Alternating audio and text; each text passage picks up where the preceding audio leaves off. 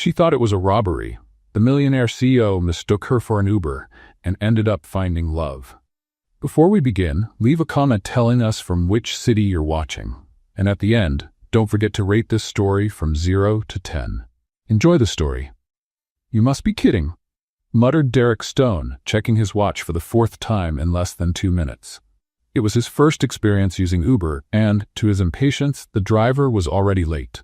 His Mercedes had broken down that morning, and with no other option, he had to use the app.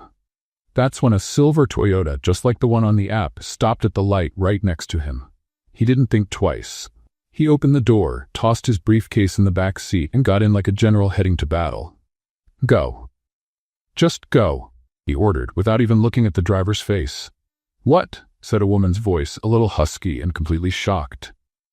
"Come on, lady, just drive," he replied, typing on his phone. The driver's eyes widened, her face went pale, and in pure panic, she slammed on the gas. "Oh my God, I want to live," she screamed, gripping the wheel with both hands as if she were fleeing for her life. Derek dropped his phone. Hey, why are you screaming like that?" "Because you're robbing me, you lunatic," she cried, glancing at him through the mirror. "I just stopped at the light." "Help, oh God, I'm what?" he shouted, now panicking too. "I'm not robbing you. Aren't you my Uber?" "Uber? I work in an office." "Then why did you stop in front of the coffee shop like a rideshare car?" "Because there was a red light." "Oh, for heaven's sake." She pulled the car over to the shoulder with a jolt that almost made Derek choke on his own shout. They stared at each other in silence for 3 seconds. The engine was still roaring. Embarrassment filled the air. "All right," he finally said with a sigh. "That was confusing." "Confusing? You barged into my car, told me to just go, and almost gave me a heart attack. I nearly called the police." Derek scratched the back of his neck, trying to stay composed. The truth was, now that the adrenaline was fading, he realized just how funny the whole thing was. "Okay. It was a mistake." He smiled. "A misunderstanding, all right? A misunderstanding that could have ended in a lawsuit. And believe me, I know how these things work. I work in a law office." He froze. "Really?" "Really. You're lucky I don't carry a weapon." Derek laughed. "You know what? You're right. I'm sorry. I was running late, saw the car, thought it was my Uber, and jumped in without thinking. It was an impulse." He paused. "But, since you work at an office and seem to be heading downtown, would you mind giving me a ride?"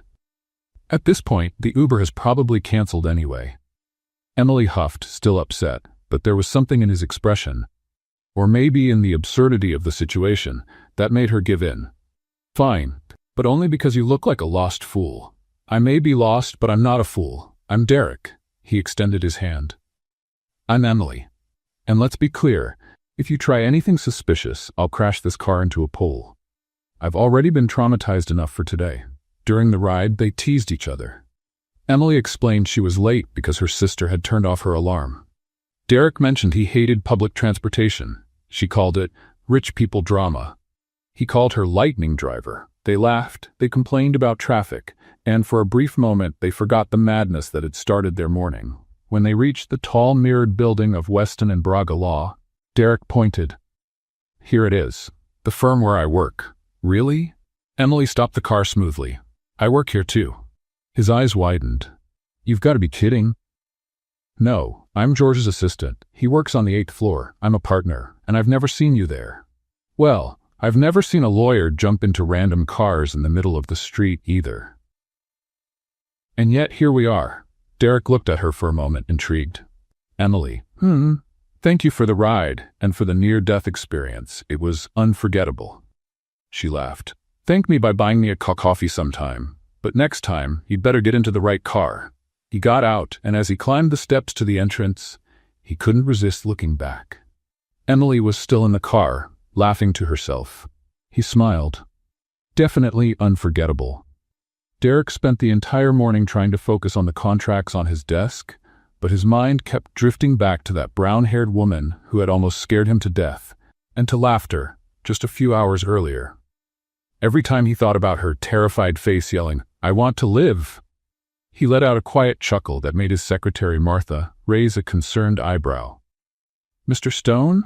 Martha appeared at the door for the 3rd time. "Are you all right? Do you need anything?" "I'm great, Martha." Better than ever, actually. She looked at him as if he had completely lost his mind and walked away, shaking her head. Derek didn't care. He was far too curious to know more about Emily, George's assistant, who drove like she was in a police chase and had the sharpest tongue he'd come across in years. When lunchtime came, Derek decided to take a walk through the hallways before heading out. Pure coincidence, of course. It had absolutely nothing to do with the chance of running into Emily again. Absolutely nothing. Walking down the 8th floor, also a coincidence, since Jorge worked there, Derek heard a familiar laugh echoing down the hall. He slowed his pace and saw Emily at the center of a small group of employees, gesturing animatedly as she told a story. So I said to the client, "Sir, you want to sue your neighbor because her cat pooped in your yard? Fine, but just know you'll be known as the cat poop lawsuit guy for the next 5 years." Emily mimicked a deep, pompous voice. He gave up right then. The group burst out laughing. Derek hid behind a column, watching in fascination. Emily was naturally funny, spontaneous, and held everyone's attention without even trying. Nothing about her was forced or calculated, the complete opposite of the people he usually spent time with, who measured every word as if they were in a business meeting. "Emily, you're terrible," laughed Sandra from accounting. "Poor man." "Poor nothing." Emily rolled her eyes. "You didn't see the size of the fence he wanted to build just because of a cat. Looked like he was preparing for an alien invasion." Derek couldn't help it and let out a loud laugh. Everyone turned to look at him. Emily's eyes widened when she saw him. "Well, look who decided to show up," she said, crossing her arms with a mischievous smile.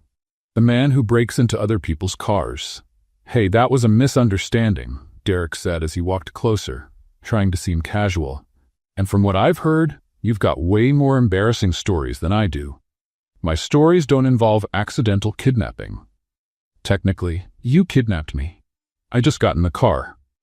The group watched their back and forth like it was a tennis match. Sandra whispered something to the colleague beside her, who covered her mouth to keep from laughing out loud. "Oh, sure," Emily pretended to be offended. "It's my fault for driving my own car. It's your fault for speeding like you were in Formula 1. I sped up because I thought you were a criminal. A very well-dressed criminal, at least." Emily gave him a once-over, eyeing his perfectly tailored suit. "Well-dressed, maybe, but still suspicious." The group laughed again, and Derek felt a strange satisfaction at managing to get that smile out of her. Emily had a unique way of teasing, direct but not cruel, smart but not arrogant. And she definitely didn't treat him with the usual reverence he got from other employees at the firm. "All right, I'm going to lunch," Emily announced, grabbing her purse. "Before another lost lawyer decides to kidnap me." She walked past Derek, giving him a playful nudge on the arm. "Try not to get into the wrong car again, okay?" And she headed down the hall, leaving Derek standing there with a goofy smile on his face. What he didn't notice was Jorge, watching the whole scene from the other end of the corridor, leaning against his office doorframe. He had caught every glance, every laugh, every second of that exchange. And he didn't like what he saw, especially the spark in Derek's eyes when he looked at Emily. Jorge knew that look. He had seen it before in meetings, whenever Derek set his sights on an important case or a promotion he wanted. It was the look of someone who had found his next goal, and that was a problem. Because Jorge had feelings for Emily, feelings he never had the courage to express, but that grew quietly each day they worked together. With every laugh of hers, every moment she showed her sharp intelligence and contagious good humor. "Mr. Jorge?" Emily appeared next to him, coming back from the elevator. "I forgot my wallet. Are you all right? You look worried." "I'm fine, Emily," he forced a smile, "just thinking about the afternoon cases." "Oh, the construction company lawsuit? I sorted all the documents you asked for. They're on your desk, organized by date." "Perfect as always." Emily smiled and stepped into the office to grab her wallet. "Emily," he said, moving closer, "when you get back from lunch, can we review the Pemberton Associates contracts?" Something urgent came up. "Of course, Mr. Jorge," she answered right away. "Anything you need." When Emily walked out of the room with Jorge by her side, Derek was standing in the hallway talking with another lawyer. "Good lunch, Emily," Derek said with a smile that never reached his eyes. "Jorge." He nodded. Derek, Jorge replied in the same tone. Emily looked from one to the other, feeling a strange tension in the air but not quite able to tell what it was. Well, I'll be going then. See you later. She stepped away, leaving the two men staring at each other. Derek was the first to break the silence. Jorge, I hope there's no problem with me talking to Emily. Problem? Jorge adjusted his glasses. Why would there be a problem with you talking to my assistant? The emphasis on the word my was subtle, but Derek caught it right away. No particular reason, I just wanted to be sure we're all professional here. We've always been, Derek. Always. The two parted, each heading in a different direction down the hallway. But both knew something had shifted that morning. Derek kept coming up with excuses to pass by the 8th floor for the rest of the week. He needed to check some files in the legal department. He wanted to speak with the research staff. He had forgotten to sign some documents. Emily, for her part, started to notice the pattern. And as much as she tried to deny it, she found it amusing how Derek tried to look casual when it was obvious he was going out of his way to bump into her. You again around here? She asked on Thursday, when she saw him checking some files very close to her desk. I have the right to walk around my own firm, don't I? You do. But usually partners don't need to walk around the same hallway 5 times a day. Derek pretended to be offended. 5 times? It was at most 3. It was 7. I counted. He laughed, defeated. Fine, you caught me. Derek Stone. Emily stood up and crossed her arms. You're arrogant, inconvenient, and clearly have nothing better to do. Derek waited for the but. There was always a but when someone started a sentence like that. But, she continued, and he smiled, you're also funny. And I've kind of gotten used to your mysterious appearances. Kind of gotten used to me? Don't let it go to your head. From then on, the teasing between them became part of the routine. Derek would show up with some flimsy excuse to be on the 8th floor. Emily answered with sharp remarks about his dedication to work. He called her kamikaze driver. She called him lost partner. And Jorge watched it all, feeling the knot in his stomach tighten with every shared laugh, every lingering glance, every moment he noticed Derek managing to make Emily smile in a way he never had. The atmosphere on the 8th floor was definitely heating up, and everyone knew something was about to happen. The following Monday, Derek decided he had wasted enough time with excuses. It was time for a more direct approach. After all, he was Derek Stone. When he wanted something, he got it. And what he wanted now was Emily working for him. At least, that's what he told himself. He found Emily in the break room, making a coffee that smelled far too good to be the kind the firm provided. Good morning, Emily. Special coffee today? Good morning, Derek. She answered without looking at him, stirring in sugar a little harder than necessary. Yes, I brought it from home. The coffee here tastes awful. Interesting. Have you always been this detail-oriented? Emily finally looked at him, suspicious. Derek Stone making small talk about coffee in the break room? That's new. What do you want? He laughed. He had to admit he liked how direct she was. I want to make you an offer. If it's for more driving lessons, the answer is no. Better than that. Derek stepped closer, taking on his most professional stance. I want you to come work with me. As my personal assistant. Emily almost dropped her cup. What? You heard me. Personal assistant. Double your current salary, better benefits, access to more important cases, a real career. Emily stared at him for a long moment, as if trying to figure out whether he was serious or if this was some kind of elaborate joke. Derek, did you hit your head when you got out of my car? I'm serious, Emily. Double the salary. Triple it, and it would still be no. Derek blinked, surprised. Triple? Not everyone gets an offer like that. And not everyone turns it down. Emily crossed her arms. But I am. Why? It's an incredible opportunity. Because I'm loyal to Jorge? He gave me a chance when no one else would. He taught me everything I know about corporate law. He treated me with respect from day one. I can treat you with respect too.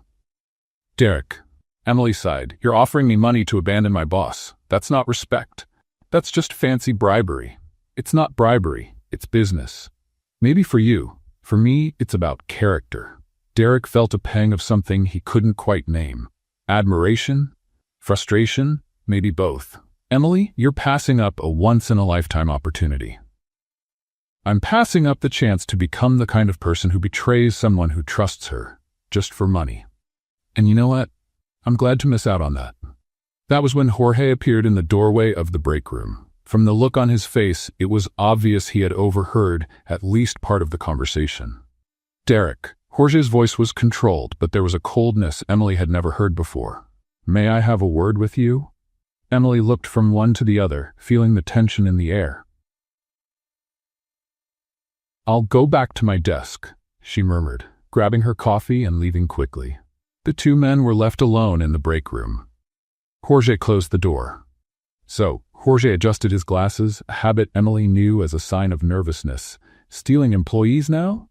Stealing is a strong word, Jorge. I'd say I'm offering opportunities.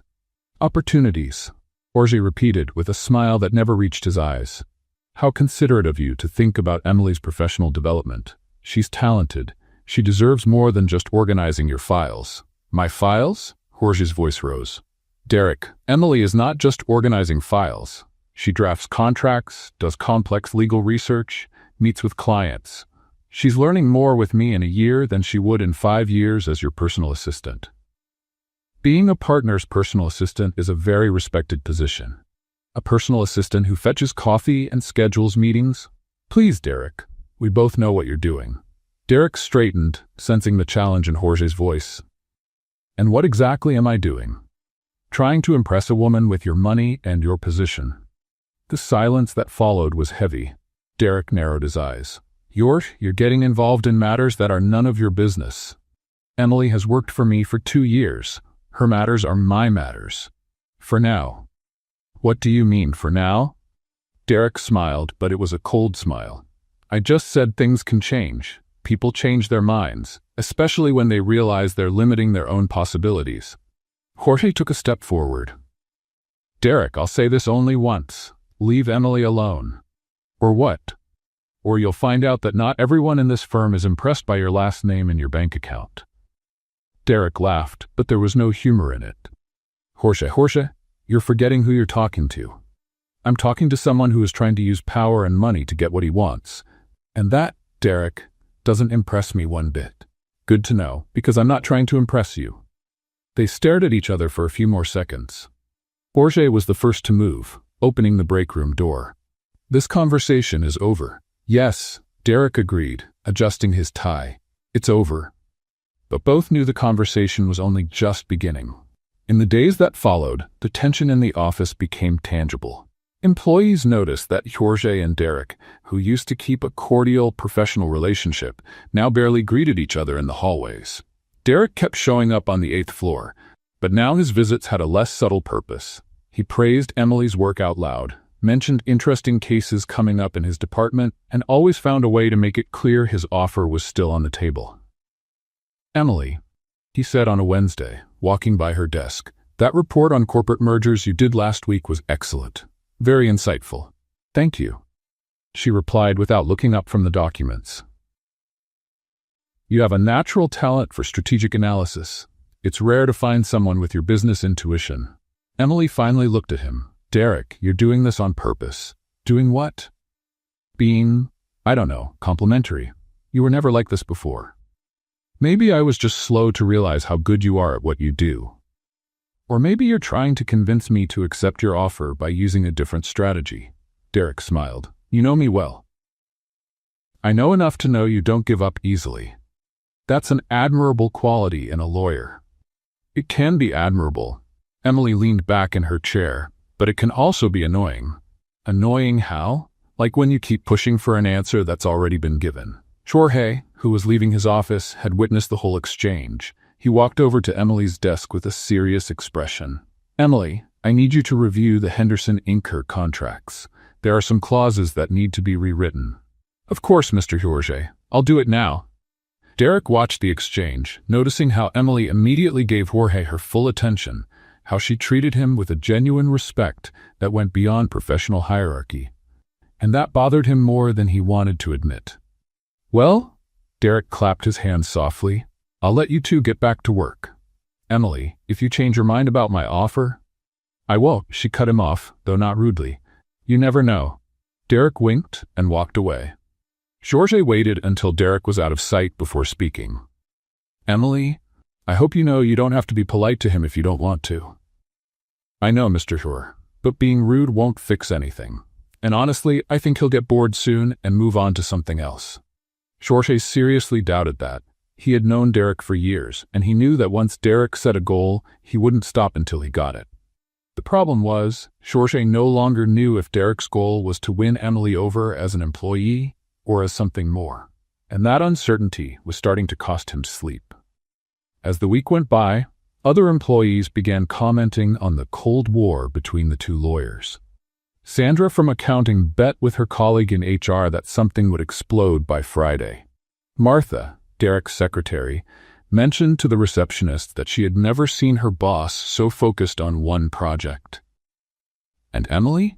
Emily tried to keep things normal, but she was beginning to realize she had become the center of a dispute she hadn't asked for and didn't know how to handle. What she didn't know was that Derek had already decided on his next strategy, and Jorge was preparing his defense. The war of kindness began Tuesday morning. Emily arrived at her desk and found a gourmet coffee from the most expensive cafe on the block, still steaming, with a little note, "For the best legal assistant in Manhattan, DS." She looked around for Derek, but he was somewhere pretending he had nothing to do with it. "Fancy," Sandra murmured as she passed by her desk. "Someone's trying to impress you." 15 minutes later, Jorge showed up with a box of donuts from Emily's favorite bakery, the small, cozy one 2 blocks from the office. "Thought you might want something sweet to go with the coffee," he said, placing the box on her desk with a smile that was trying to look casual. Emily looked at the expensive coffee, then at the homemade-style donuts, and finally at Jorge. "Mr. Jorge, you didn't have to." "Of course I did. You work hard and deserve to be spoiled once in a while." Derek, who just happened to be walking by at that exact moment, stopped and watched the scene. His eyes narrowed as he saw Emily smiling at Jorge while choosing a donut. On Wednesday, it was the printer's turn. Emily was struggling with the stubborn machine that refused to print an important contract when Derek appeared out of nowhere like some kind of tech superhero. "Printer problems?" he asked, already rolling up his sleeves as if he were about to perform surgery. "It's making this weird noise and won't print anything," Emily explained, frustrated. Derek pressed a few buttons, opened and closed a few trays, and miraculously, the printer came back to life. "There you go," he said with a victorious smile. "It just needed a man's touch." "Wow, thank you. How did you know what to do?" "I have my hidden talents." What Emily didn't know was that Derek had broken the printer on purpose the night before, staying late at the office to program a small error into the system that only he would know how to fix. Jorge, watching from his office doorway, frowned. On Thursday, when Emily mentioned she needed to make several copies for a meeting, he showed up with a technician who just happened to be around to do preventive maintenance on all the printers on the floor. "What an amazing coincidence," Derek said sarcastically to Martha. Jorge brought in a technician the very day Emily needed the printer. "Do you think he did it on purpose?" Martha asked, intrigued. "Martha, in this office, nothing is a coincidence." By Friday, the competition had escalated to an entirely new level. Derek started by praising Emily's report during a department-wide meeting, calling out her brilliant analysis and fresh perspective for everyone in the legal team to hear. Jorge hit back by inviting Emily to join a meeting with important clients, introducing her as "my most talented and insightful assistant." Emily suddenly found herself being passed back and forth like a trophy, praised, consulted, and included in discussions that normally weren't part of her responsibilities. "This is getting ridiculous," she murmured to Sandra over lunch. "They're acting like 2 peacocks in mating season." "You're complaining about getting all that attention?" Sandra laughed. "Half the women in this office would kill to be in your place." "It's not real attention, Sandra. It's strategy. They're using me as part of a game I don't fully understand." "Oh, Emily, you do understand. You just don't want to admit it." Emily sighed. Sandra was right. She knew exactly what was happening, and as much as she tried to pretend it was only about work, there was more to it. The way Derek looked at her when he thought she wasn't watching. The way Jorge lit up whenever she laughed at one of his jokes. The situation came to a head the following Monday, when a relatively simple real estate case turned into a legal headache. The The client, Mr. Henriksen, had bought a commercial building and later discovered there was an unrecorded easement allowing the neighbor to use part of the parking lot. The seller had forgotten to mention that little detail. Jorge was in the conference room, surrounded by stacks of documents, clearly frustrated. "This doesn't make sense," he muttered, taking off his glasses to rub his eyes. "The paperwork is all over the place. I can't find the legal basis to challenge the easement." Emily, who was organizing the files, paused and watched Jorge for a moment. Then, she glanced at the documents scattered on the table. "Mr. Jorge, may I take a look?" "Of course, Emily. Maybe you'll see something I don't."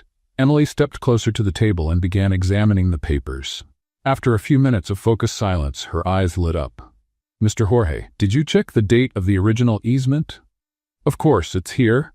1987. "And when was the last land survey done?" Jorge searched through the documents. 1995. "Why?" "Because if we look at this 1995 map and compare it with the description of the 1987 easement," Emily placed two documents side by side. "The area described in the easement no longer exists. It was changed during the 1995 renovation." Jorge looked at the documents, then at Emily, then back at the documents. "Emily, are you saying that?" "I'm saying the easement refers to a space that was physically altered, making it technically invalid. Mr. Henriksen can challenge it based on the physical impossibility of fulfilling the original terms." Jorge was silent for a long moment, then began to smile. "Emily, that's brilliant. Absolutely brilliant. Do you think it could work?" "Could it work? It'll solve the entire case." Jorge stood up and on impulse hugged Emily. It was quick, professional, but Emily felt something different in it. An admiration that went beyond respect for her work. On the other side of the conference room glass, Derek was watching the whole scene. He saw the moment of discovery, saw Jorge hug Emily, saw the genuine happiness in both their eyes, and he felt a stab of jealousy that surprised him with its intensity. It wasn't just professional jealousy, it was something more personal, more primal. Derek realized, with uncomfortable clarity, that he didn't just want Emily working for him. He wanted Emily, period. In the days that followed, Emily's name began circulating through the halls with a new kind of respect. The assistant who saved the Henriksen case, the young woman Jorge always praises, the girl with an eye for detail. Emily felt the change. People greeted her differently.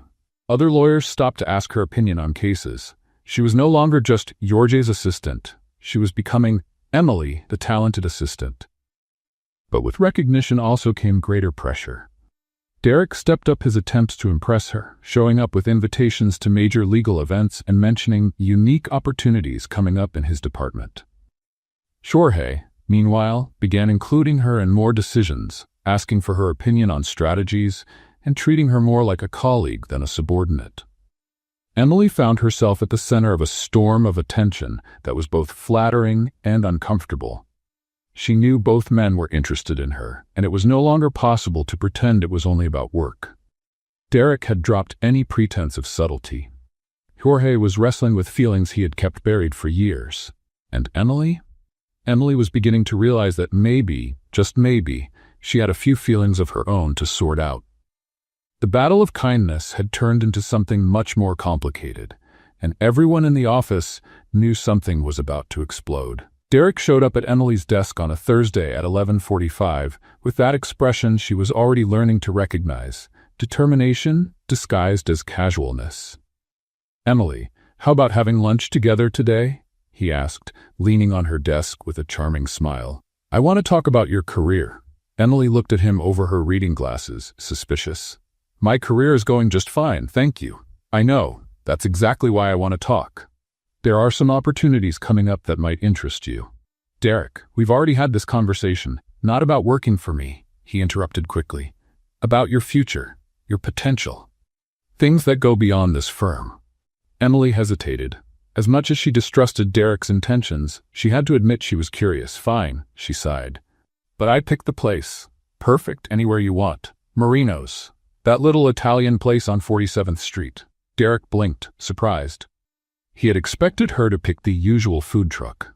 "Marino's is a lot more sophisticated than I imagined." Just because I eat at food trucks doesn't mean I don't have good taste, Derek. It means I'm on a budget.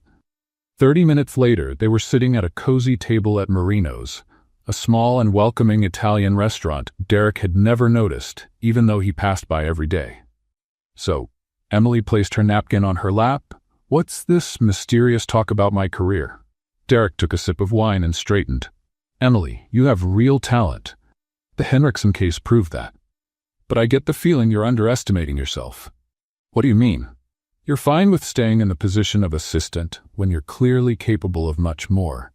I'm not talking about coming to work for me. He raised his hand before she could protest. I'm talking about you recognizing your own value. Emily studied him carefully. And what exactly do you think I should do? For starters, stop settling for crumbs. You deserve a seat at the table, not to be serving coffee to the people sitting there. Emily was about to answer when a familiar voice sounded behind her. Emily? What an incredible coincidence. She turned and saw Jorge approaching, with a smile that didn't quite hide the unpleasant surprise of finding them there. Mr. Jorge, what are you doing here? Last-minute meeting with a client. It ended earlier than expected. Jorge looked at Derek with icy courtesy. Derek, good to see you. Here. Jorge. Derek returned the greeting in the same tone. Join us. We were having a very interesting conversation about professional development.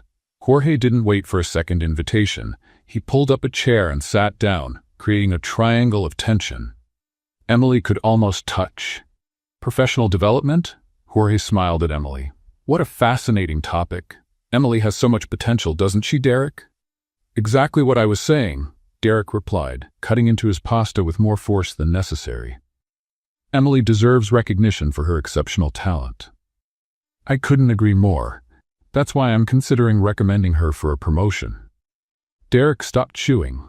Promotion to senior legal assistant, with a substantial raise and more responsibilities. Emily looked from one to the other, realizing she had become the prize in a competition happening right in front of her. Guys, she interrupted. You do know I'm sitting right here, don't you? You can stop talking about me like I'm some kind of project. You're right. Derek smiled, though his eyes stayed on Jorge.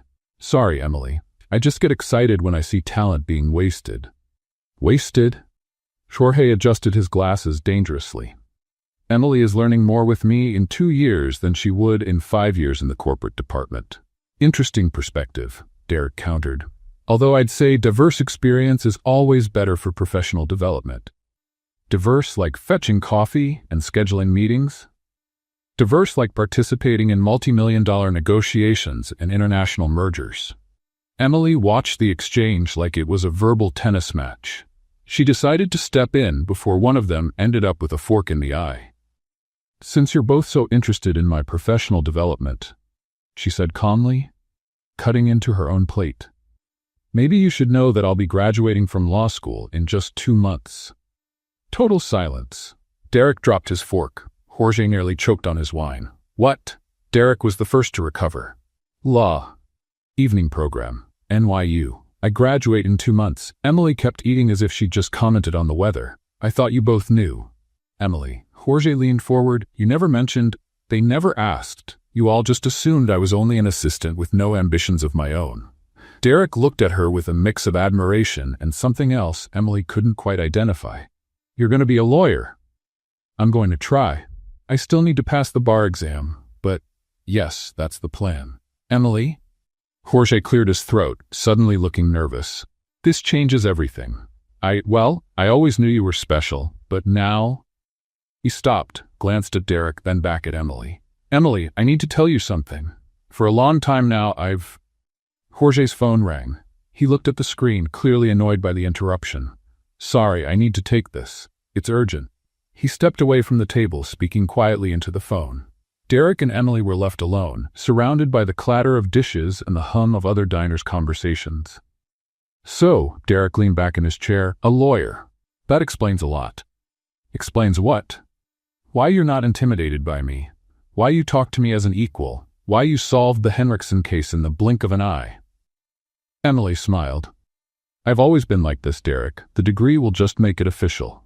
Emily. Derek leaned forward, and for the first time she saw something completely genuine in his eyes. You're incredible. There was something in his voice that made Emily stop eating. It wasn't the tone of a boss impressed with his employee. It was something more personal, more vulnerable. Derek? No, let me finish. Since that day in the car, you've changed something in me. I can't really explain it, but... Jorge came back to the table, clearly frustrated. Sorry, I have to get back to the office. Emergency with the Peterson case. He paused beside Emily's chair, hesitating. Emily, can we talk later? About what I was trying to say? Of course, Mr. Jorge. Jorge nodded, gave Derek one last look when Emily couldn't quite read, and left. Derek and Emily finished lunch in relative silence, each lost in their own thoughts. When Derek asked for the check, Emily tried to split it, but he refused. My treat, he said. Besides, now I know that in 2 months I'll be having lunch with a colleague, not just an assistant. Derek, that doesn't change anything between us. I'll still be me. I know. He smiled, but there was something different in that smile. Something more serious, more determined. That's exactly why it changes everything. On the way back to the office, Emily tried to process what had just happened. Derek had started to say something personal before Jorge returned. Jorge had tried to confess something before the phone rang, and she no longer knew what to think about either of them. Back at the office, Emily tried to settle into her normal routine, but she felt the stares. Derek walked past her desk 3 times in an hour, always finding an excuse. Jorge stayed in his office, clearly waiting for a chance to resume the conversation that had been cut short. I need an aspirin, Emily murmured to Sandra, who had been watching the whole drama unfold. Honey, what you need is therapy. 2 men are interested in you and you're complaining? It's not that simple, Sandra.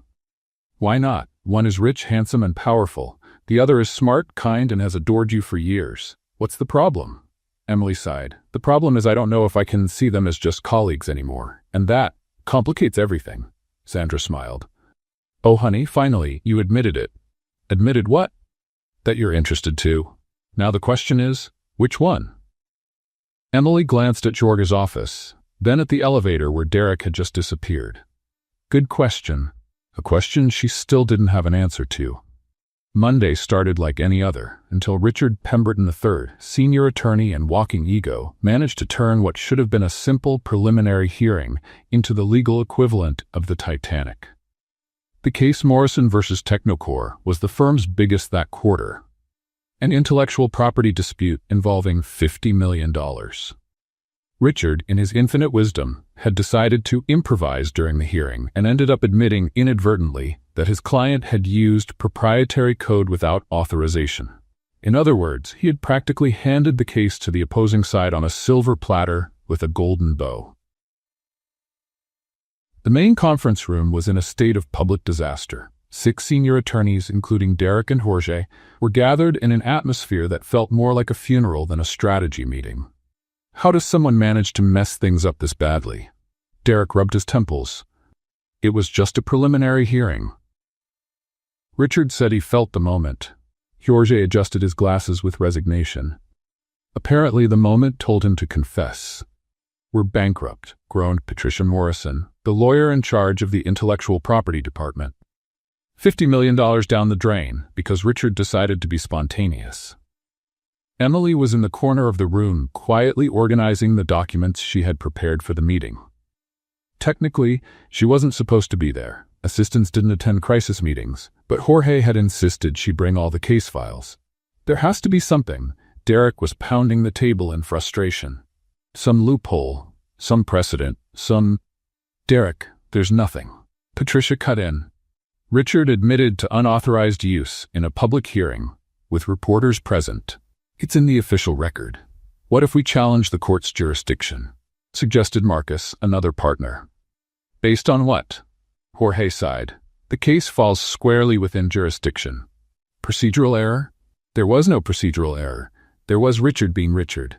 Emily kept organizing the papers, but she was listening to every word. She knew that case better than anyone else in the room. She had spent weeks organizing every document, every precedent, every technical detail, and she had noticed something no one else seemed to have seen. Maybe, she murmured, more to herself than to the group. Emily? Jorge looked at her. Did you say something? All eyes turned to her. Emily felt her cheeks flush, but she took a deep breath. Well, maybe there's a way out. Derek raised an eyebrow. What do you mean? Emily stepped up to the table, spreading out some documents. Richard admitted to using the code, right? But did he specify which version of the code was used? Emily. Patricia sighed. That doesn't matter. Code is code. Actually, Emily went on, ignoring the interruption, it does matter. Because if we look here, she pointed to a document. Technocore registered 3 different versions of that code. Version 1.0 in 2019, 2.0 in 2021, and 3.0 in 2023. So what? Marcus asked impatiently. Emily grabbed another document. So our client, Morrison Industries, developed a similar code independently in 2020. It's all documented here. She spread out a series of papers. Development records, internal emails, programmers' notes. The room went silent. Derek leaned forward. Go on. If Richard never specified which version of the code was used, and if Technocore is assuming it was the most recent version, we can argue that our client only used elements they developed independently, which just happened to resemble Technocore's version 1.0. Jorge took off his glasses and looked at her with growing admiration. Emily, are you suggesting that? I'm suggesting that technically, there was no intellectual property violation because the elements in question were developed simultaneously by both parties. It's a case of parallel development, not theft. Patricia picked up the documents and started flipping through them quickly. My God, she murmured. The dates match. Everything is documented. But Richard admitted the use. Marcus began. Richard admitted to using Technocore code. Emily quoted from memory. He didn't specify it was stolen code. If we prove they were developed simultaneously, the use was coincidental, not intentional. Derek was staring at Emily as if she had just raised someone from the dead. This could work. It will work. Jorge stood up, energized. Emily, this is brilliant. Absolutely brilliant. The door opened and Helena Weston, the firm's managing director, walked in. At 60, Helena was a woman who commanded respect simply by entering a room. Perfectly styled silver hair, a tailored suit, and eyes that seemed to see straight through people. I hope someone has good news, she said, closing the door behind her. Because the phone hasn't stopped ringing with clients worried about the Richard incident. Helena, Emily just found us a way out, Jorge announced, proud. Helena looked at Emily, who suddenly felt like an insect under a microscope. The assistant? The future attorney, Derek corrected, and Emily felt an unexpected wave of gratitude. Interesting. Helena moved closer to the table. Explain. Emily took a deep breath and repeated her analysis, this time with more confidence. Helena listened in silence, occasionally picking up a document to examine more closely. When Emily finished, Helena stayed quiet for a long moment. Patricia, do you think this has a chance? More than a chance. Patricia was clearly impressed. It's a solid strategy. Creative, but solid. Jorge, you've trained your assistant well. Actually, Jorge smiled. I think she's trained me. Helena looked at Emily again. How old are you? 24, ma'am. Any prior legal experience? Only what I've learned here, ma'am. And law school. Law school, NYU. I graduate in 2 months. Helena nodded slowly. Emily, you just saved a $50 million case. Congratulations. Thank you, Mrs. Weston. Now everyone out. I need to make some calls to put this strategy in place before it's too late. Emily, you stay. Derek and Jorge exchanged worried looks, but they had no choice except to leave. Emily was alone with the most powerful woman in the firm. Sit down, Helena motioned to a chair. Emily obeyed, trying not to look as nervous as she felt. Emily, in 20 years of running this firm, I've rarely seen someone your age show that level of strategic analysis. Where did that idea come from? I read all the documents several times, organizing, filing, and I started noticing patterns, inconsistencies. It seemed obvious that something wasn't being considered. Obvious, Helena repeated with a half-smile. For you, maybe. For 6 senior attorneys with decades of experience, apparently not. Emily didn't know what to say. Emily, do you have plans after graduation? Not yet, ma'am. I was thinking of trying some smaller firms, building experience. How about building experience here? Emily blinked. What do you mean? I mean as a junior attorney, working directly with me. The silence that followed was broken only by the muffled sound of phones ringing outside. Mrs. Weston, I don't know what to say. Say you'll think about it. But don't take too long. Talent like yours doesn't come around every day. Helena stood up. Now go. I have to save this case using your brilliant idea. Emily left the office slightly unsteady. In the hallway, she found Derek and Jorge waiting anxiously. Well? Jorge asked immediately. What did she want? Derek stepped closer. Emily looked at the two men, still processing what had just happened. I think I just got a job offer. Derek and Jorge exchanged a look, both realizing it at the same time. Emily would no longer be just the assistant they were competing for. In 2 months, she would be an attorney. And now, apparently, she would be an attorney working directly with Helena Weston. The game had completely changed, and neither Derek nor Jorge knew what the rules were anymore. The next morning, Emily was still processing the events of the previous day when Martha appeared at her desk with a solemn expression. Emily, Mrs. Weston wants to see you in her office. Now, Helena's office was on the top floor, a place Emily had visited only once in 2 years at the firm, to deliver urgent documents. It was a sanctuary of efficiency and elegance, with a panoramic view of Manhattan and a desk that looked as though it had been carved from a single ancient tree. Helena stood behind the desk, speaking on the phone in a commanding tone. No, Michael, I don't accept excuses. The report should have been on my desk yesterday. She gestured for Emily to sit. Fix this by the end of the day, or find another job. She hung up and turned to Emily with a smile that managed to be both warm and intimidating. Emily, thank you for coming. Coffee? No. Thank you, Mrs. Weston. Helena. You can call me Helena. Emily blinked, surprised. In the hierarchy of Weston and Braga, Helena was practically divine. People like Emily didn't call her by her first name. Make yourself comfortable. Helena settled into the armchair across from Emily, stepping away from the formality of the desk. I want to talk with you about yesterday, if I did something wrong. On the contrary, Helena interrupted with a genuine smile. You did everything right. More than right, in fact. You saved a case that was lost, and you did it with a precision and elegance that impressed even me. Emily felt her cheeks warm. I just noticed some inconsistencies in the documents. Emily, you just minimized a strategic analysis that 6 senior attorneys completely missed. That's not just noticing inconsistencies. That's genuine talent. Helena leaned back in the chair, studying Emily carefully. Tell me about yourself. Your story, your goals, what brought you here? Emily hesitated for a moment, then began to speak. She told her about growing up in Queens, about working part-time during college, about choosing law because she wanted to make a difference in the world. Helena listened attentively, asking focused questions that showed she was genuinely interested. And why did you choose to stay here as an assistant for 2 years instead of looking for opportunities at other firms? Jorge, Emily answered without hesitation. He gave me a chance when no one else would. He taught me everything I know about corporate law. I owed him that. Helena nodded, clearly approving of the response. Loyalty is a rare quality these days. But Emily, there comes a time when loyalty can become a limitation to your own growth. What do you mean? I mean, you have a talent that goes far beyond organizing files and scheduling meetings. Yesterday you proved that you can think strategically, act under pressure, and come up with creative solutions to complex problems. Those are the qualities of a top lawyer, not of an assistant. Emily felt her heart race. Miss Weston, Helena, what are you saying? I want you to work directly with me, as my executive assistant, with responsibilities that go far beyond what you're doing now. You would sit in on strategic meetings, help shape firm policies, work on high-profile cases. It would be a natural transition for when you graduate and officially become an attorney. Emily stayed quiet, trying to process the offer. This is unexpected. Emily, I'll be direct with you. I've been watching your situation with Jorge and Derek these past weeks. Both are excellent men, but they're looking at you through different lenses. Jorge sees the loyal assistant he wants to protect.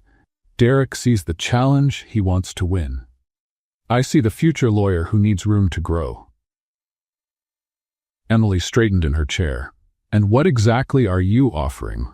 I'm offering you the chance to be seen for what you really are, a talented professional with unlimited potential. Working with me, you'll gain exposure to the most strategic aspects of the firm, networking with major clients, and experience that will prepare you to become a partner one day. Partner? Emily almost choked. Why not? If you keep showing the kind of insight you did yesterday, I see no reason you couldn't get there in a few years. Emily looked out the window, seeing the city stretch endlessly before her. 2 weeks ago, her biggest concern was surviving the Cold War between Derek and Jorge. Now, the most powerful woman at the firm was offering her a future she had never dared to imagine. Helena. I accept. Helena smiled, and for the first time since Emily had known her, she looked genuinely pleased. Excellent. You can start next Monday. I'll have someone prepare your new office. New office? You'll need your own space. And Emily? Congratulations. You've just taken the first step toward a brilliant career. The news spread through the firm like wildfire. By lunchtime, everyone knew that Emily Carter had been promoted to Helena Weston's executive assistant. Derek heard it from Martha, who heard it from Helena's secretary, who had seen Emily leaving her boss's office with a radiant smile. Jorge found out when Emily came into his office to talk. Mr. Jorge, she knocked on the door, stepping in with a look that was both determined and apologetic. I need to speak with you. Jorge looked at her and immediately knew something had changed. There was something different in Emily's posture, a new confidence that hadn't been there yesterday. Of course, Emily. Sit down. I'd rather stand. This is official. Jorge felt his stomach tighten. Emily, what happened? Helena offered me a position as her executive assistant. I accepted. Total silence. Jorge took off his glasses and carefully cleaned them, a habit Emily recognized as a sign that he was processing something difficult. I see, he finally said. And when does this start? Next Monday. That's very soon. Jorge, Emily stepped closer to his desk, I want you to know this decision has nothing to do with our partnership. You've been an incredible mentor to me. You taught me everything I know, but you need to think about yourself. Jorge finished with a sad smile. Emily, I understand. I really do. You're not angry? Angry? Jorge gave a humorless laugh. Emily, I'm proud. You're doing exactly what you should be doing. It's just that. He stopped, looking at her with an expression Emily had never seen before. It's just that I'll miss you, more than I should. Emily felt a pang in her chest but held firm. Jorge, you'll always be special to me, but I have to do this. I need to think about my future. I know. He sighed. And you're right. Derek, on the other hand, didn't take the news nearly as gracefully. She did what? He practically shouted at Martha, who had made the mistake of casually mentioning Emily's promotion. Mr. Stone, are you all right? Derek ran a hand through his hair, messing it up for the first time since Martha had known him. Helena Weston. Of course it would be Helena Weston. Sir? Nothing, Martha. You can go. Derek was left alone in his office, staring out the window without really seeing anything. He had completely underestimated Emily. He thought he could win her over with charm and financial offers, but she had chosen something he couldn't give. Genuine professional respect and a real opportunity to grow. And that bothered him more than he cared to admit. In the days that followed, Emily's transformation was visible to everyone. She walked through the halls with her head held high, greeted colleagues with a new confidence, and when Derek or Jorge tried to speak with her, she answered with professional courtesy, but without the familiarity she once had. Emily. Derek intercepted her on Friday near the elevator. Congratulations on the promotion. Thank you, Derek. Can I invite you for a coffee? To celebrate? Emily looked at him calmly. Derek, I appreciate the invitation, but I think it's better if we keep our relationship strictly professional from now on. Emily, I have a meeting with Helena in 5 minutes. Excuse me. She stepped into the elevator, leaving Derek standing there, realizing he had lost something he hadn't even known he wanted so badly. That night, Derek stayed late at the office thinking. Emily was no longer the assistant he could impress with power and money. She had become a respected professional, with her own goals and her own path. If he wanted any chance with her, and he was beginning to realize he wanted it desperately, he would have to find an entirely different way to approach her. He would have to figure out who Derek Stone really was, beyond the last name and the bank account. And for the first time in years, that scared him as much as it excited him. Within 2 weeks, Emily Carter had become a force of nature inside Weston and Braga Law. Her new office on the 15th floor, small but with a view of Central Park, had turned into a destination for junior lawyers seeking advice, secretaries needing approvals, and clients who had heard of the brilliant young woman working with Helena. Emily discovered she had a natural talent for navigating corporate politics. She managed to be firm without being rude, authoritative without being arrogant, and she kept her sense of humor even when dealing with egos the size of skyscrapers. She told her friend over lunch, "Yesterday I had to explain to a millionaire client why he can't sue the Atlantic Ocean for being too wet." "You're joking." "I'm not. He slipped on a private beach and wants to hold someone responsible. He suggested the ocean should come with a warning that water is wet." Sandra laughed so hard she nearly choked on her sandwich. "And how did you handle it?"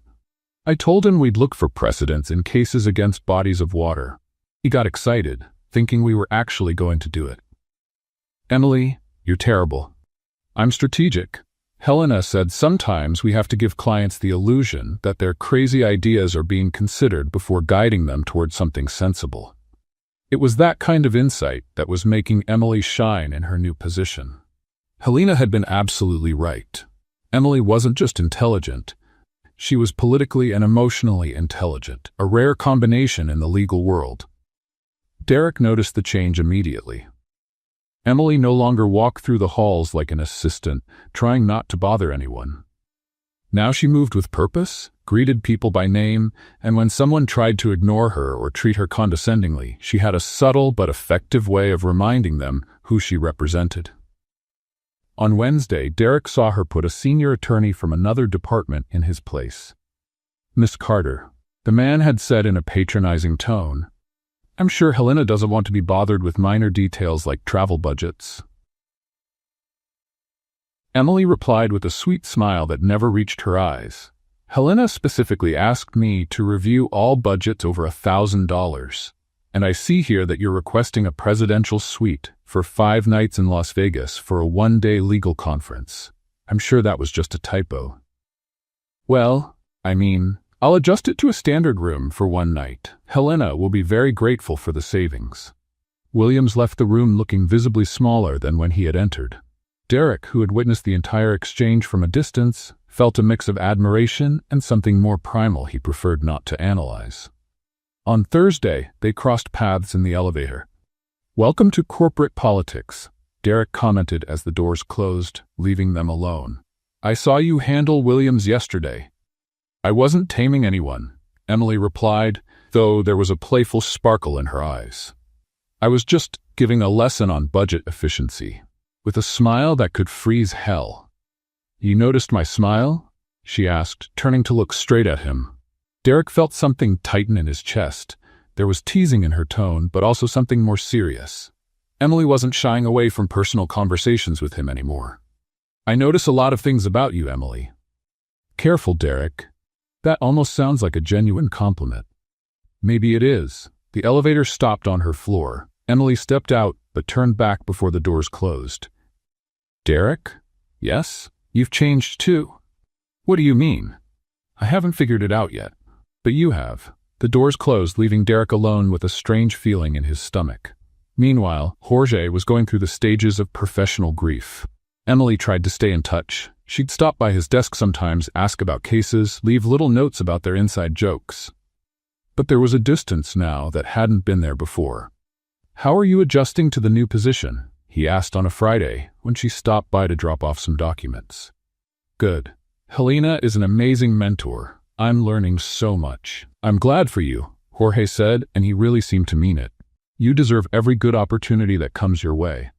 "Jorge?" Emily hesitated. "I hope you know our friendship hasn't changed."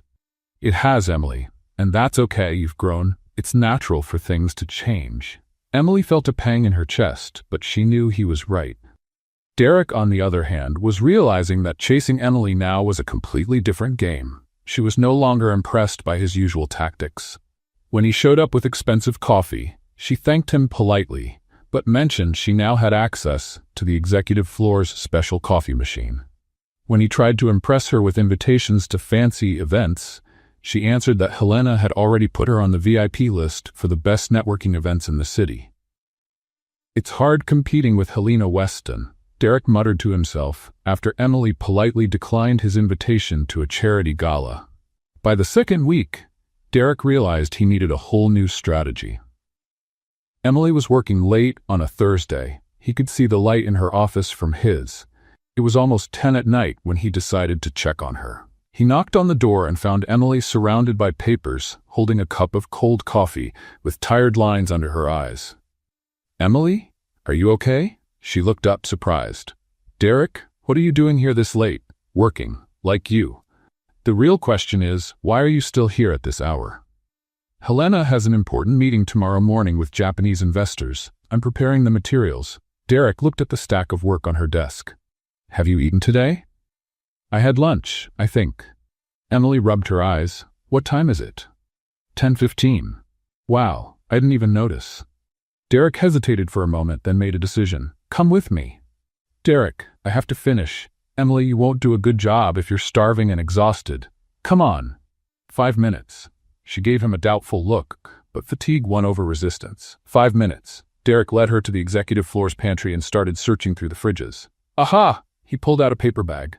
Helena's leftover lunch. Gourmet salad. Still good. "Derek, I can't eat Helena's food." "Yes, you can. She always orders too much and leaves half. It's practically an unofficial policy." Emily laughed despite her exhaustion.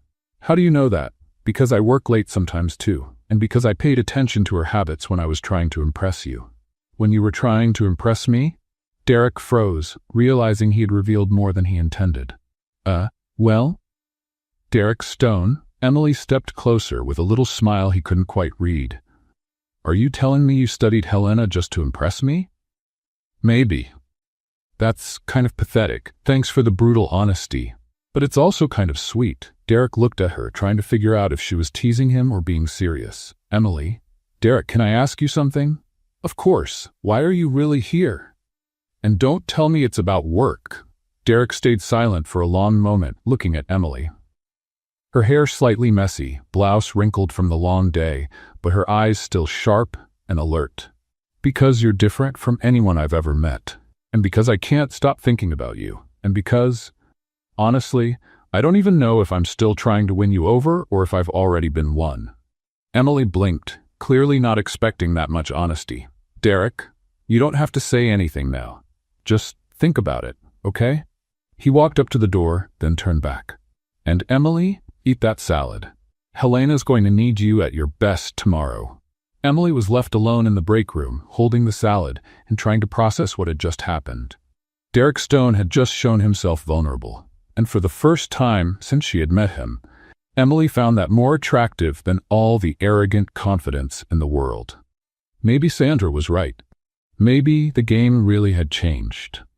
Emily's graduation day came on a sunny Friday in May, and Weston and Braga Law decided it deserved a proper celebration.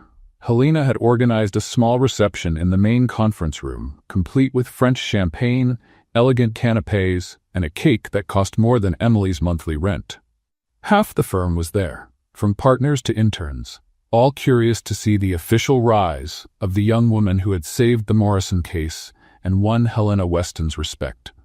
Emily arrived straight from the graduation ceremony, still in her black gown and carrying her diploma as if it were made of pure gold. Her parents had already gone home. They had to work on Saturday, but Emily didn't mind. Her real professional family was there. Everyone. Helena tapped her champagne glass lightly, drawing the room's attention. "I'd like to make a quick toast." The room fell into respectful silence. Emily felt her face flush as every eye turned to her. Emily Carter came to us 2 years ago as a dedicated assistant. Today, she graduates with a Doctor of Law degree from NYU, and I can say with confidence that this firm has gained not only an attorney, but a future leader. Polite applause spread through the room. Emily smiled, trying not to look as moved as she felt. Emily has shown not only exceptional technical skills, but also the wisdom and judgment that separate good lawyers from great ones. And I'm pleased to announce that starting Monday, she will officially be promoted to junior associate, working on high-profile cases alongside our senior team. This time, the applause was more enthusiastic. Sandra shouted, "Go Emily," from the back, earning laughter all around. Emily laughed too, feeling for a moment like the star of a movie where everything works out in the end. Derek watched from a corner of the room, trying to keep a neutral professional expression, but failing miserably. There was pride in his eyes and something else Emily couldn't quite define. When their eyes met, he raised his glass in a silent salute.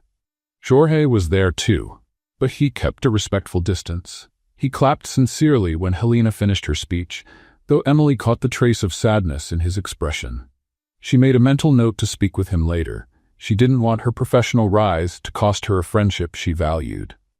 And now, Helena concluded, let's celebrate properly. Emily, congratulations. You deserve every bit of recognition you're receiving. The rest of the afternoon went by in a blur of congratulations, handshakes, and conversations about future cases. Emily found herself being introduced to important clients, discussing legal strategies as an equal, and being consulted on matters that just that same morning would have been far above her role. It was both exhilarating and terrifying. Around 6 in the evening, as the reception was winding down and people began to leave, Derek walked up to her. "Dr. Carter," he said with a wry smile, "may I steal a few minutes from your busy schedule?" "Dr. Stone," she answered in the same tone. "I think I can fit you in between my important appointments." "How generous." "So, how do you plan on celebrating your first night as an officially minted lawyer?" Emily thought for a moment. "I'll probably just go home, order a pizza, and watch some awful movie on Netflix. Nothing glamorous." "Interesting." Derek tilted his head. "May I suggest an alternative?" "Depends. Does it involve fancy restaurants and networking talk?" "On the contrary, it involves cheap pizza and objectively terrible movies. I thought we could celebrate the old-fashioned way." Emily looked at him in surprise. "Derek Stone suggesting cheap pizza? Are you feeling all right?"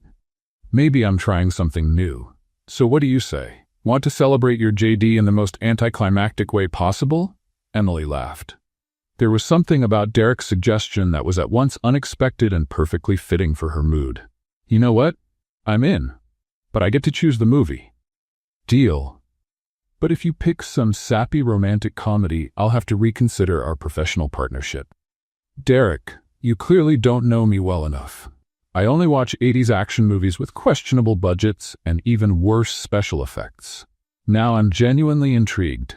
2 hours later, they were at Derek's apartment, which was exactly what Emily had expected.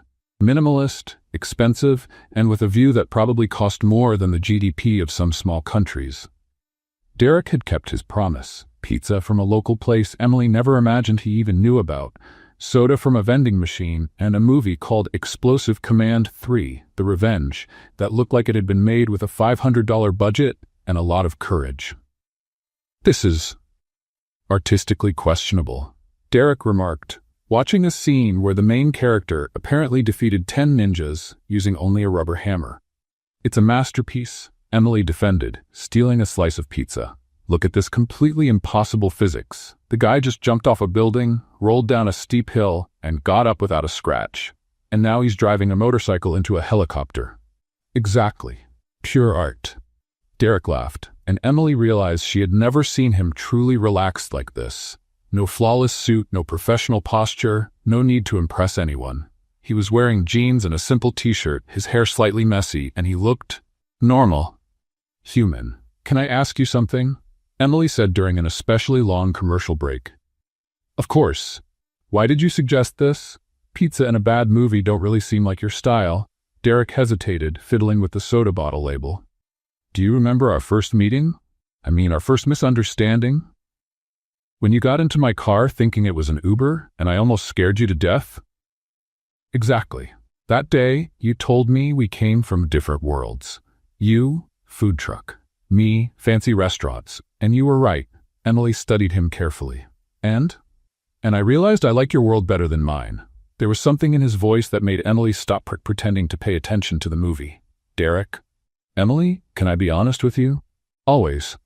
When I first met you, you were a challenge. Something I wanted to win over because I couldn't have it easily. But at some point, I don't even know exactly when, you stopped being a challenge and became you." Emily felt her heart race. "What do you mean?" I don't want to win you over anymore. I want to know you. I want to know what terrible movies you like, what kind of pizza you prefer, how you look when you really laugh." They were sitting on the couch, close enough for Emily to feel the warmth radiating from him. Derek turned to look directly at her. "Emily, He leaned in slightly, and Emily realized he was about to kiss her. Her heart pounded, but she didn't pull away. On the contrary, she leaned toward him. Then, at the last second, Derek stopped. "I shouldn't," he murmured, pulling back slightly. "Why not?" Emily asked, surprising herself with her own boldness. "Because when I kiss you..." And just now he had said when, not if. "I want it to be because you want it, not because it's a special night or because we're caught up in the moment." Emily looked into his eyes and saw something she had never seen in Derek Stone before. Real vulnerability. "Derek?" "Emily, you've changed everything for me. I don't know yet exactly what that means, but I know I want to find out. With you. If you want to." They stayed quiet for a moment, the awful movie playing in the background, creating a completely unsuitable soundtrack for a moment that felt far too important for words. "I think I should go," Emily said at last, but without any urgency. "I think so too." Derek agreed, but didn't move. They looked at each other for a few more seconds, and Emily had the strange feeling that something had been decided without either of them saying exactly what. At the door, Derek helped her with her coat. "Emily?" "Yes. Congratulations, truly. You're going to be an incredible lawyer." "Thank you." "And Derek?" "Yes. Thank you for the most normal night I've had in months." She walked away, but not before lightly touching his arm. Derek stood at the door, watching her step into the elevator. When the doors closed, he leaned his forehead against the wall and smiled. The game had definitely changed.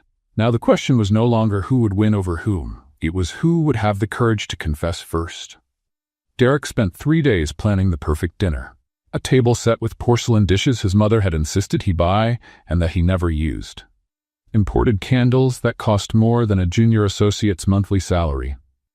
French wine from a vintage the seller swore was transcendental.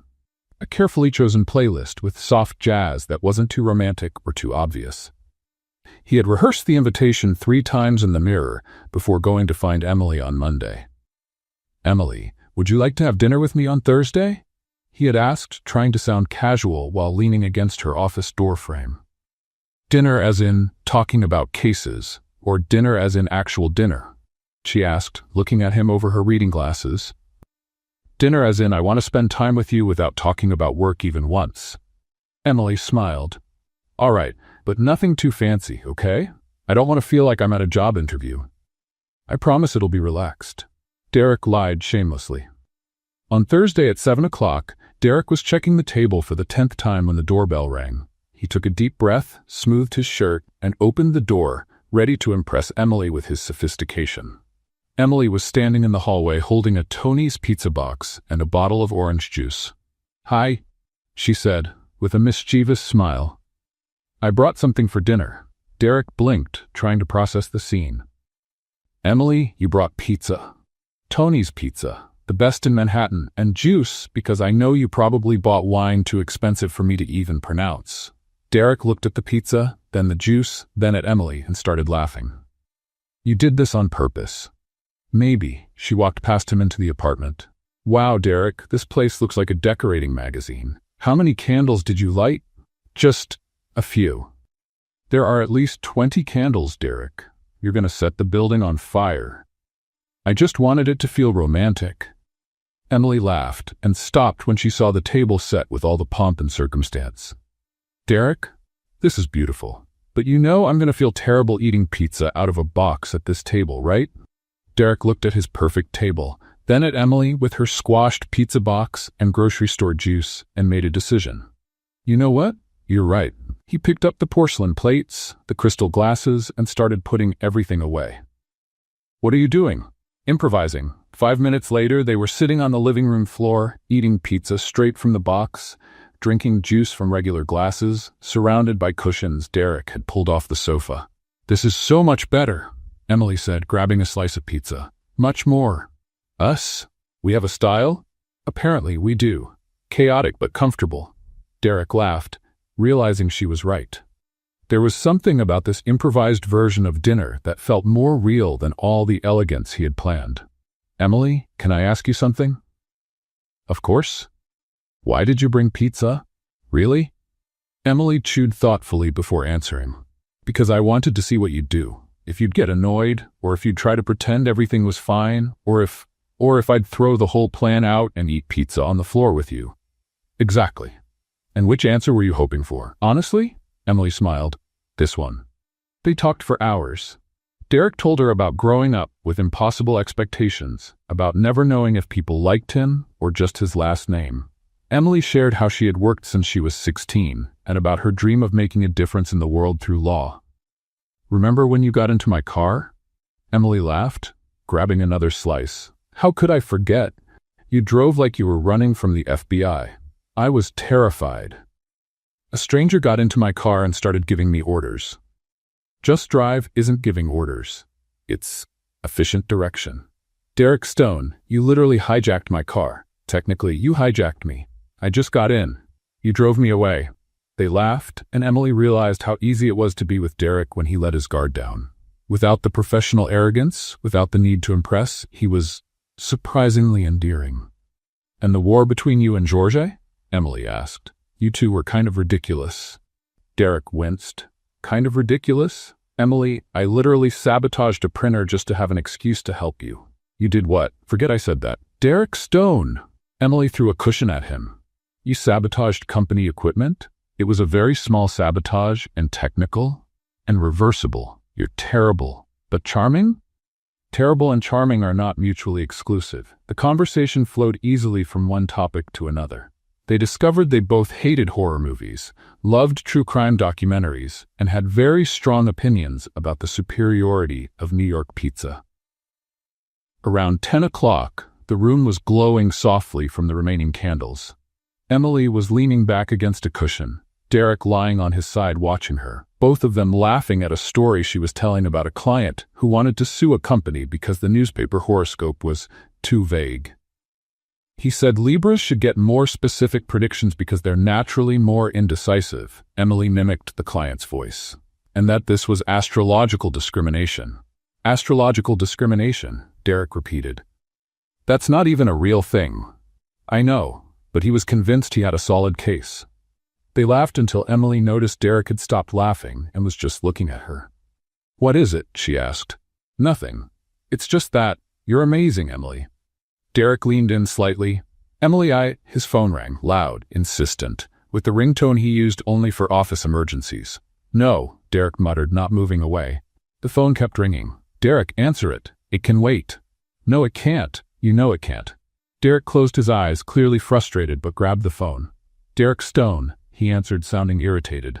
Emily sat back, fixing her hair, trying not to show her own frustration. The moment had been perfect. Finally, after weeks of growing tension, they had been about to. How much? Derek was saying into the phone, now standing, running a hand through his hair. No, it can't wait until tomorrow. I'm on my way. He hung up and looked at Emily with the expression of someone who just lost the lottery. Emily, I have to go. The Pemberton case blew up. Literally. Problems with the investigators, missing documents. Helena is there handling it and needs all the partners. Go, Emily said, standing and smoothing her clothes. It's important. It's not more important than this, Derek gestured between them. Derek, go. Work is work. Emily, really, go. Derek grabbed his jacket, clearly torn between his professional duty and the desire to stay. I'll be back as soon as I can and we can pick up where we left off. Of course. Emily smiled, but there was something forced in it. Derek hesitated at the door. Emily, it was wonderful, Derek. Now go before Helena kills you. After Derek left, Emily was alone in his apartment, surrounded by half-melted candles and leftover pizza. She picked up a napkin and wrote a quick note. Then she left, closing the door softly behind her. Derek came back at 2 in the morning, exhausted but eager to find Emily. The apartment was empty, tidy, the candles blown out. On the kitchen table he found the note. Derek, it was a wonderful dinner. Even with pizza. Especially with pizza. Thank you for a perfect night. Almost. He slipped the note into his wallet, smiling in spite of his frustration. The next morning at the office, Emily greeted Derek normally, professionally. But there was something new in her eyes, a silent promise that the conversation wasn't over. Derek knew he couldn't delay any longer. Next time, there would be no phones, no emergencies, no interruptions. It was time to stop almost kissing Emily Carter and finally do what he should have done weeks ago. Helena Weston had a special talent for timing. On the Monday after Derek and Emily's almost dinner, she called them both into her office with an expression that revealed nothing. "I have a case for you two," she announced, sliding a thick file across the desk. "Bancroft Industries versus Global Tech Solutions. A merger dispute gone sour. 3 weeks to settle, or it goes to court." Derek and Emily exchanged quick glances. "Together?" Emily asked. "Together," Helena confirmed. Derek has the experience in corporate mergers. Emily has the eye for detail that can make the difference. "I believe you make an interesting pair." There was something in Helena's tone that suggested she knew exactly what she was doing. "Helena," Derek cleared his throat, "are you sure this is a good idea? Emily and I have different working dynamics." "Exactly why I want you together. Different dynamics create creative solutions. Unless there's some personal issue I should know about?" Emily and Derek answered at the same time. "No." "Of course not." "No problem." "Why would there be?" Helena raised an eyebrow. "Great, then there won't be any objections. Conference room 7 is reserved for you. Progress report on Friday." For the next 3 days, Conference Room 7 became neutral territory in the undeclared war between Derek and Emily. They worked well together, surprisingly well. Derek brought strategic experience and knowledge of the legal complexities of mergers. Emily contributed meticulous analysis and an impressive ability to spot inconsistencies other lawyers missed. But the tension was always there, lurking beneath the surface. "Derek, did you read Clause 15? Emily asked on Tuesday, pointing to a document. "I did. Standard boilerplate language." "Read it again, specifically the part about transferring intellectual property." Derek reread it, frowning. "Wow. They're trying to hold on to rights over patents that technically don't belong to them." "Exactly. It's subtle, but it's basically legal theft disguised as corporate language." Emily Carter, Derek looked at her with genuine admiration. "You're dangerously good at this." "I'm just doing my job." "No. You're being brilliant. There's a difference." Emily felt her cheeks warm and quickly turned her attention back to the documents. The teasing continued, but now it had a different tone. Less competitive, more flirtatious. "Derek, could you hand me that file?" Emily asked on Wednesday. "Which one?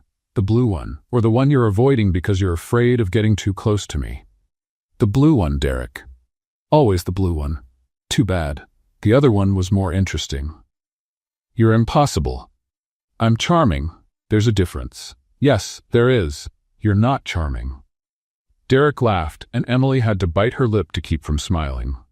On Thursday, they were reviewing the final strategy when Emily stood to get some water and tripped over a stack of documents. Derek caught her by the arm before she could fall.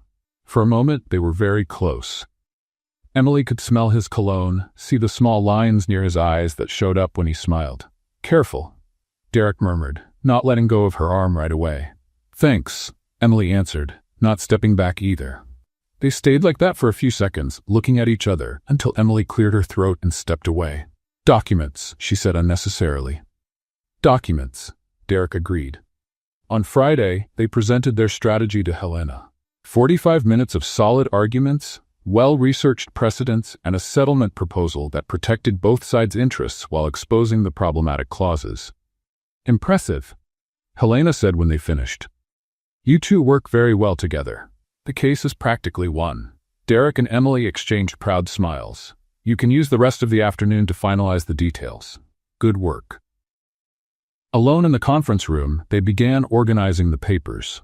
The case was nearly wrapped up, the deadline pressure had eased, and for the first time all week, they could relax.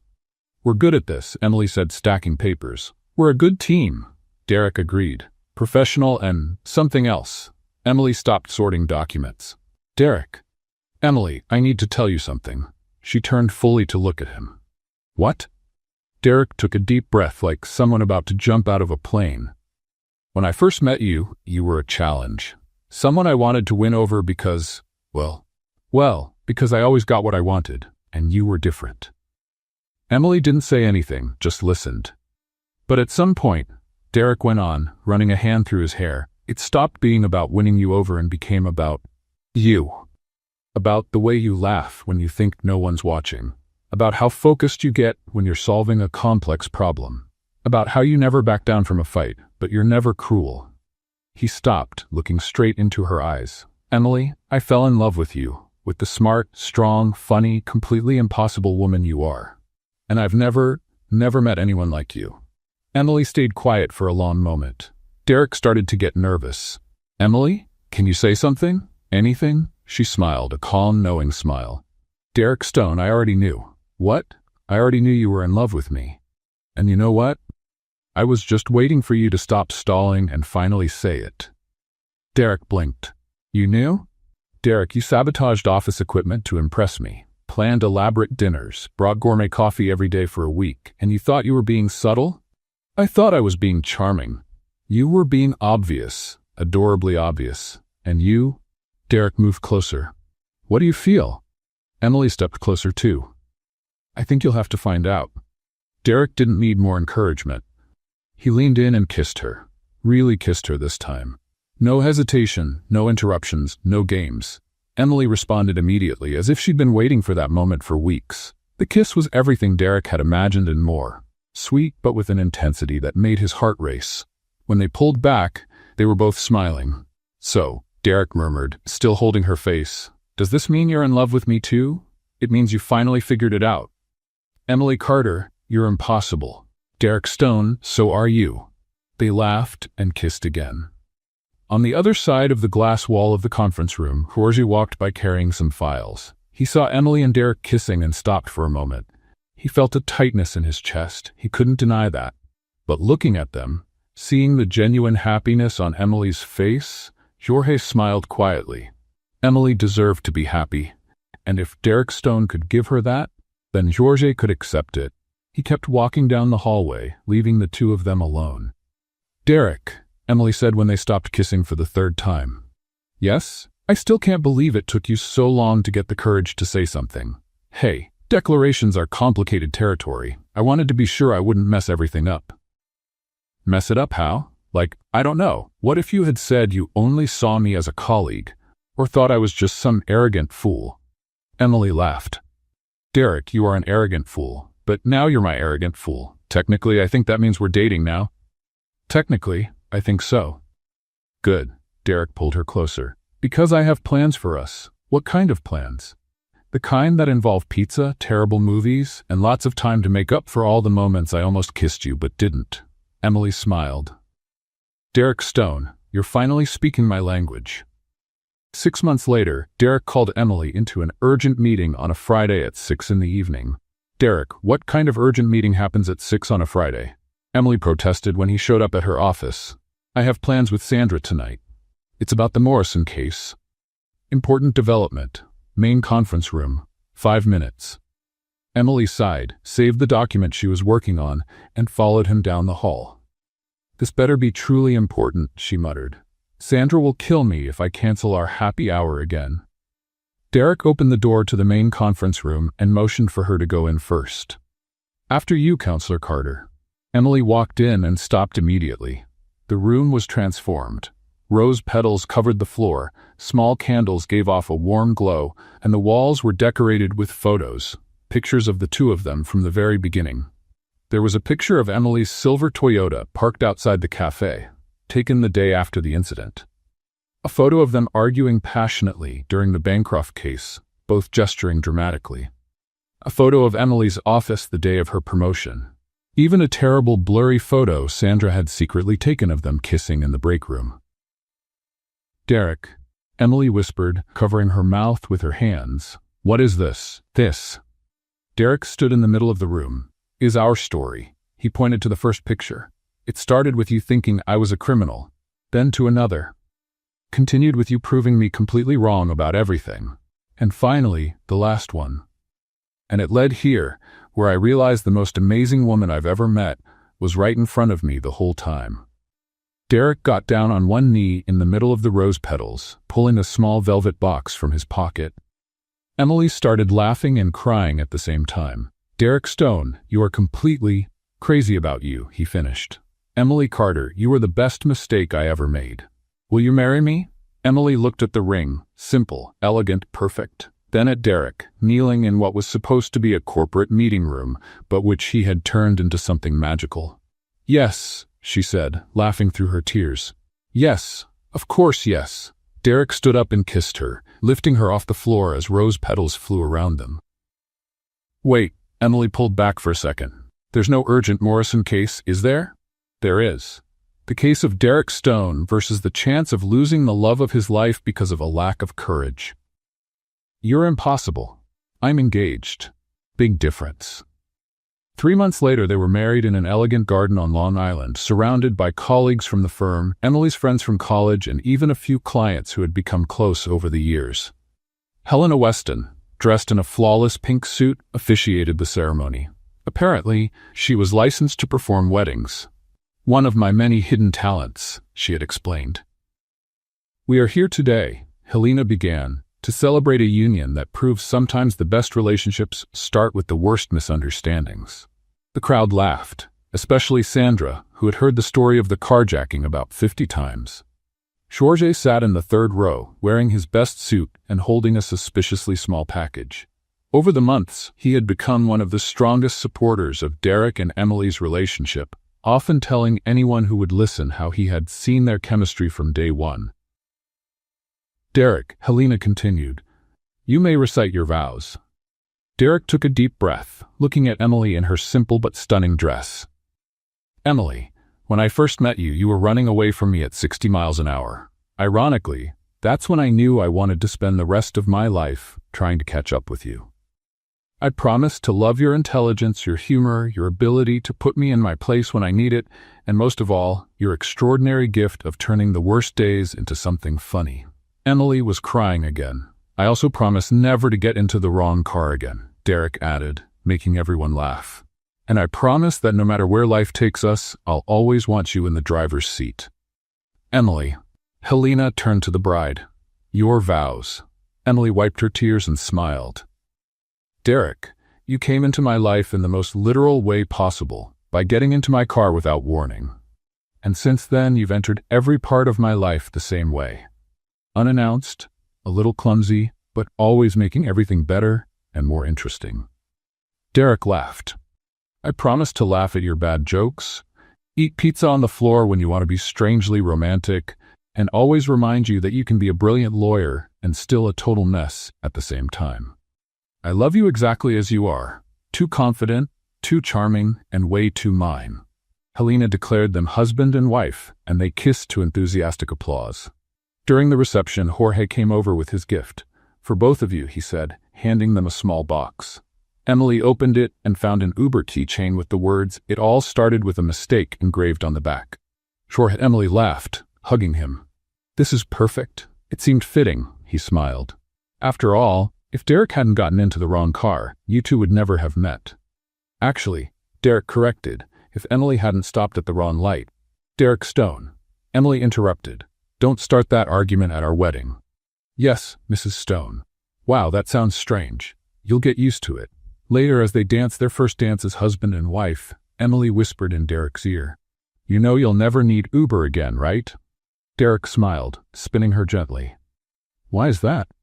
Because now I only want to travel with you. Anywhere. Derek pulled her closer. Emily Stone, you're still the most certain thing that's ever happened to me. Even if it all started as a mistake, especially because it started as a mistake. They danced under the stars, surrounded by friends and family, celebrating a love story that had begun with shouting and grown into something they both knew would last forever. What did you think of Emily and Derek's story? Leave your opinion in the comments. On a scale of 0 to 10, what score would you give? Subscribe to the channel and turn on the bell to follow all our stories. And don't forget to check out more emotional stories by clicking here on the final screen.